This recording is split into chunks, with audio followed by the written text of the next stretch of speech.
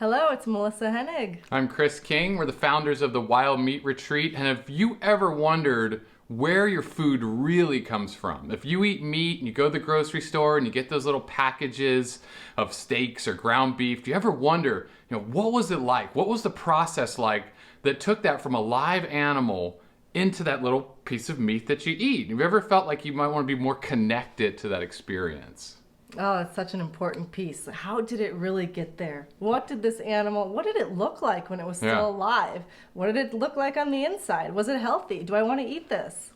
Absolutely. Or maybe you've asked questions like, what if something happened in the world? Grid goes down, I can't go to the grocery store. Would I know how to get food for my family? Would I know how to hunt? Would I know how to process animals? How to actually bring home protein so that me and my family could continue to live and be that provider? And what skills would I need to make that happen? Yes, such valuable life skills to have. If you've asked questions like this and you've ever thought about these things, you would love to come to our event, the Animal Processing Deep Dive.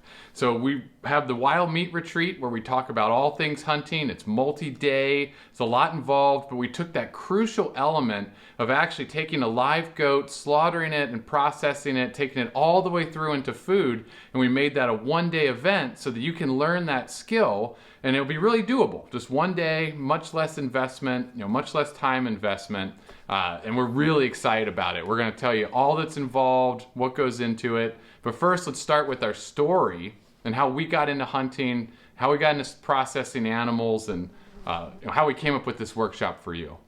Okay, well, so hunting is kind of the last leg of it. I really started with the raw vegan diet and the raw paleo diet and the Western price, and really wanting to know the best sources, high quality food, protein I can put in my body. And then, I started thinking, okay, well, these are cows, like moo, they're not like these deer that are leaping and galloping and prancing. I thought, well, I want to be more like that. We are what we eat. And then I'm thinking, okay, well, the hunting, so the wild game has to be like the best protein we can put in our body, right? And so it started out with health and nutrition and wanting the best quality food possible. And also, if we are what we eat, what is the essence of the animal we're eating? Exactly. Yeah. I was real similar, like Melissa, really into health and nutrition, wanted to find the absolute best food I could get. And like what she's saying, the best food is wild animals. You can even have the highest quality grass-fed beef in the world, but it's not going to be as good as an elk or a deer that's out there eating wild food that's uncontaminated and has that wild spirit. And like what she's saying, we all want to have a part of that and be like that. Got me into hunting, which after I got into it, I realized that it wasn't just about food, it was about adventure. It was about connection to nature, connection to the land. It just is this mirror for me of life and bringing out the best in myself. There's just so many amazing things about it. But the animal processing piece is really important. Because when we got into hunting, you kind of, when you hunt and you take an animal, you have to make the decision, am I going to process it myself? So turn that animal into meat and different cuts of steak and burger and whatnot for the freezer, or am I going to take it to a processor and someone else do that for me?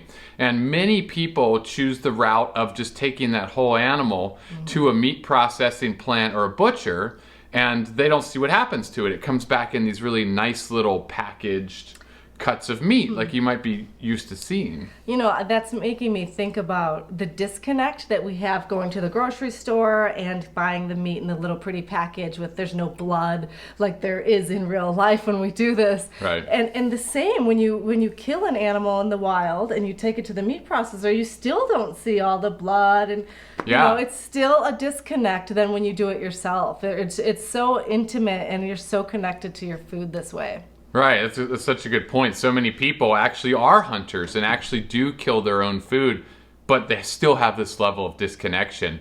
And we didn't want that. We wanted to fully experience and know and feel every single part of the process of taking that beautiful living animal and watching it transform into something that looks like food that we put on the table. And we just wanted to know every part of it. from that spiritual perspective, but also from just sort of a, I don't know, how would you say? We want to know exactly what we're getting. Connection and that Yeah, too, right? When you take it, yeah. A practical perspective of, is that really my animal that I Right. took to the butcher? Did a piece fall on the floor? And got thrown back in. And if you've done any kind of processing of anything on an assembly line type format, you know that it makes a lot of sense to batch things. So you're not going to get one person's 80-pound deer and Yeah. take that all the way through when there's another 3 deer sitting at the door that you could just do it all together and then sort out portions for each person. So we know that type of thing's happening. When we get our animal from the processor, we don't know if it's really ours. We don't know if it's fallen on the floor. We don't know how much bloodshot meat has gotten thrown into the grind. I mean, there's just a lot of things that can go happen there. Yeah, so our workshop is really such an essential skill to have, to be able to process your own meat, whether you're farming, homesteading, or in the wild hunting. This is like a really essential skill. It is, yeah, that's Like true. the main- That's true.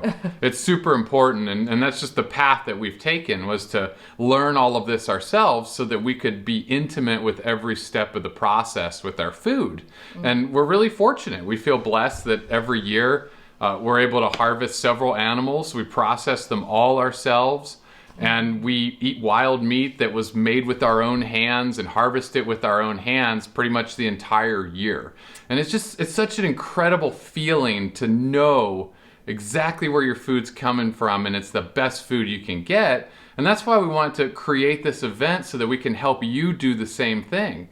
And like Melissa's saying, whether you hunt, if you want to raise goats on a homestead, farm, I was like farmstead.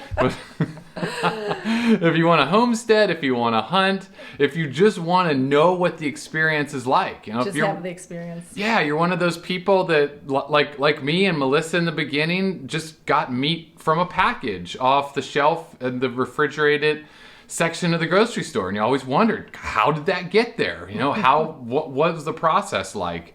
And you just care and you want to know about it. This would be great for you too. Yeah, I thought of one more piece about really knowing how to butcher your own animal and what to do is when we're in the wild and Chris shoots a deer and we cut it open and we get the organs out. I love looking at the liver. I'm like, is the liver healthy? Are there yellow spots? What does it look like? Like, you just miss all of that if you were to drop it off at an animal processing facility. So just another piece of really, like, it's your animal, it's healthy. Yeah, just more connection. That's true. Yeah, I'm glad you brought that up. I haven't thought about it recently, but when I first started butchering animals and opening them up and seeing their organs, I started to think about what do the animals look like that I buy from the store? I mean, what do they look like inside? I don't know. I mean, Right. they hopefully they look fine, but who knows, right? It's just this level of disconnection that I became very uncomfortable with, and to start doing this full time. It's so true. So that's why we host the Wild Meat Retreat, where it's a hunting retreat taking you through the whole process, start to finish. But then we've condensed our one-day workshop to the animal processing piece. That's such a big piece of the retreat, and Yeah. that's what we're offering for the workshop. Right. We took that super crucial, important part of the retreat and made it a standalone offering, so that people can get that experience, but also it makes it really doable. So our retreats were 3 or 4 days long. A lot of people traveled from far away. They had to stay here. They had to take time off work. It was, substantial monetary investment. And we want to make an experience that encapsulated so much of that value in one day. It's going to be a long day for sure. But we want to create it and just make it really doable for everybody. Yeah, and do we want to walk you through it? Yeah. Yeah. Let's walk through the workshop and help people understand exactly what's going to happen, because this is a big deal. It's an involved process. There's a lot that goes on, and it's there's a lot there. So we want to give you a little taste of what it's going to be like, pun intended. taste. We do eat the goat. So we have a friend's farm, and everyone meets at our house at 7 a.m. and we have a fire and a ceremony, and we give gratitude and talk about what we're going to go see as we take a life at the farm. Really know that everyone knows what's about to happen here, because it's a really big deal. First time I saw an animal die, and it was a goat at one of our gatherings. I mean, I was really shaken up for a little while, because we don't see that every day. Death is kind of hidden from us.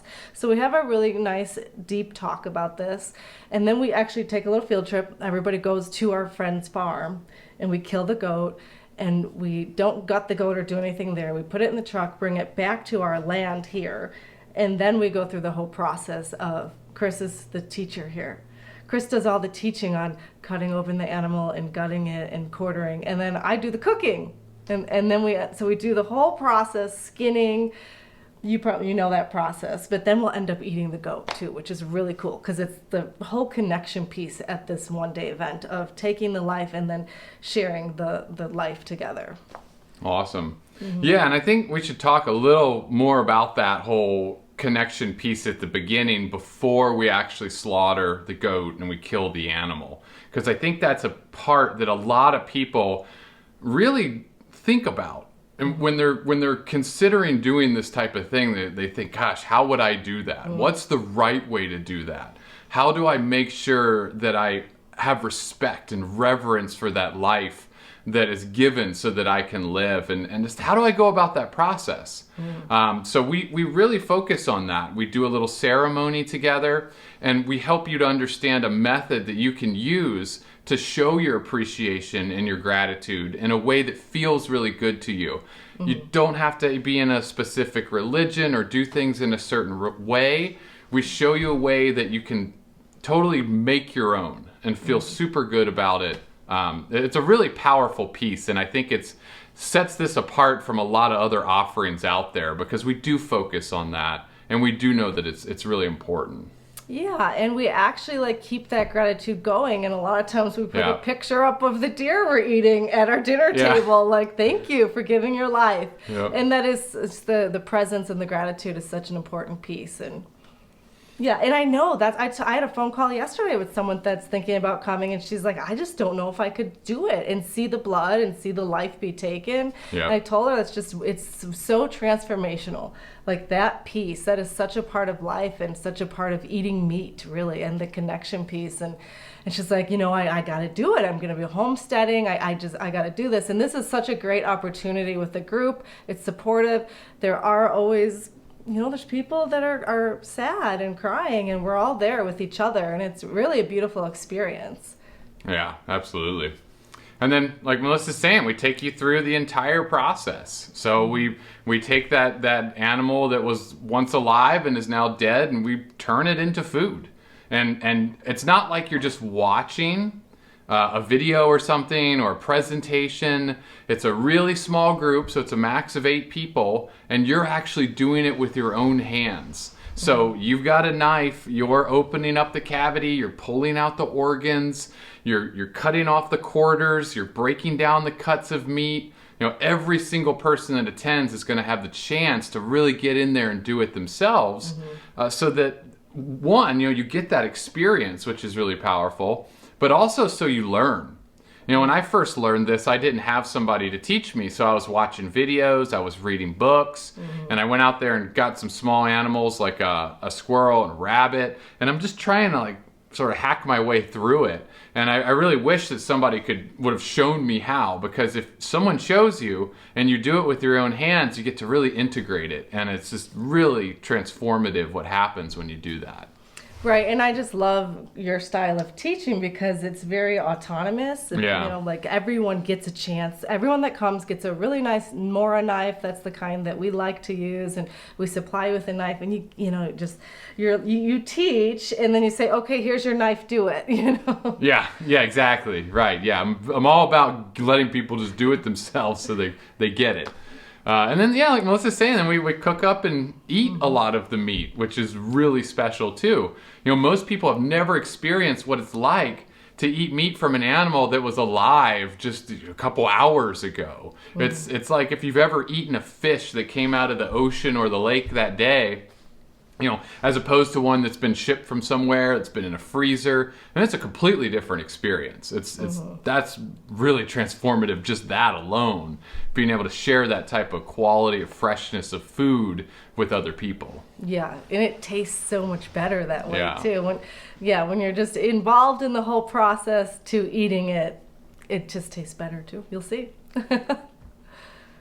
Oh, and then finally, we're going to package and preserve the meat. So people always probably wonder, what do you do with the meat after you've got it all processed into your cuts of steak?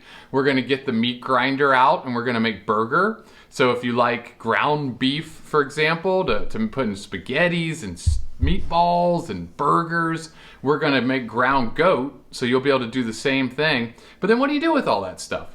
So we're going to focus on how to preserve it. We use a vacuum sealer is the method we like, but there's other ways too we'll talk about. But you can then freeze that meat and keep it for a long time, a year or two even. So we're going to help you learn how to do that, and then you'll actually get to take a bit of that meat home to keep for yourself and to share with the people you love. And let me tell you, there's just nothing that feels better than cooking somebody a meal, having a friend over or family member, and sharing the experience that comes from where that meat actually came from.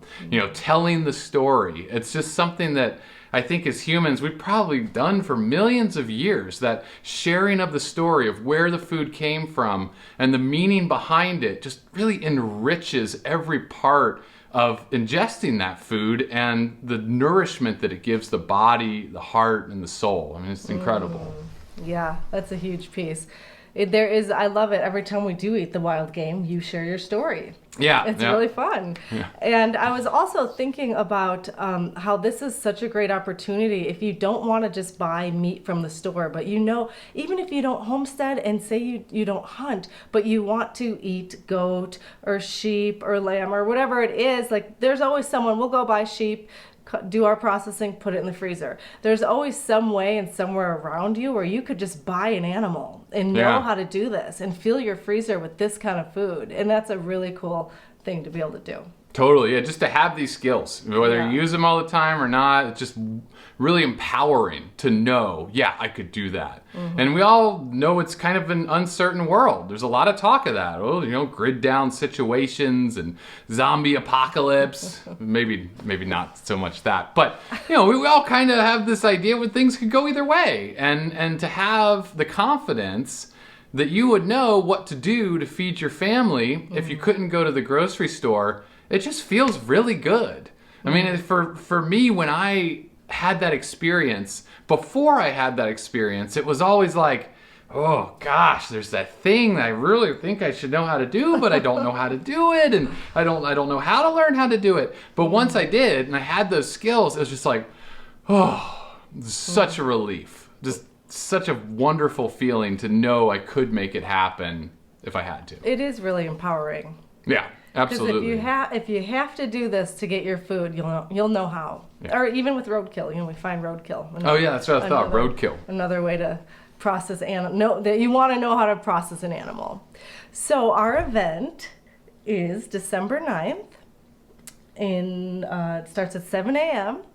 And I wonder, in the comments, I wonder if I can post a link, or I might change the link. Yeah.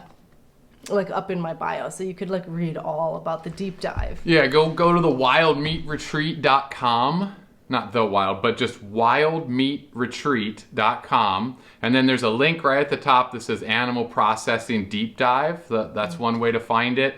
But if you just go to that website, it's all there. We've got lots of helpful free blog articles on processing animals, on hunting, on the personal development, spiritual side of hunting. There's a lot of good stuff there, just for free information. But you can sign up for the workshop there. Because it is such an intensive process, we want to make sure that we have the right container and that everybody there, it's the right thing for them. So there's not a button to just register right away. You have to apply, but it's very easy. It's just a few questions to tell us a little bit about yourself, why you're coming, and that type of thing. And then if we feel like you're the good fit for it, we'll let you know. We'll let you know either way. But then we'll give you a link where you can actually register and sign up and hold your spot. Yes, I'm really excited for y'all. You'll learn so much, and there's such a deep spiritual transformative experience. It really is. And I'm excited for you to get your hands dirty. Yeah, you walk away a different person. You just can't deny that reality. I mean, It is true. It's kind of like you go through a door and you're somebody new after doing this type of experience. And you're somebody that's more human, really, because I feel like this is a part of being human. It's something humans have done forever. It's just absolutely critical that people know and do these skills. I mean, it just makes you feel more complete. And like you're just more a part of the earth, and knowing this, you just feel better, you know? Just So more good. connection. Especially if you eat meat or don't eat meat. Either way, just having this experience is so powerful, and you do see the world through a whole different lens. We're here for you. We're totally available. We'll even jump on the phone with you if you have questions about this. But if you are serious and do want to do it, I encourage you just to fill out that application. There's no commitment there, but that'll help us know you a little more, what you're all about, and we can talk through it and make sure it's the right fit. All right. All right. See y'all December 9th. See you there.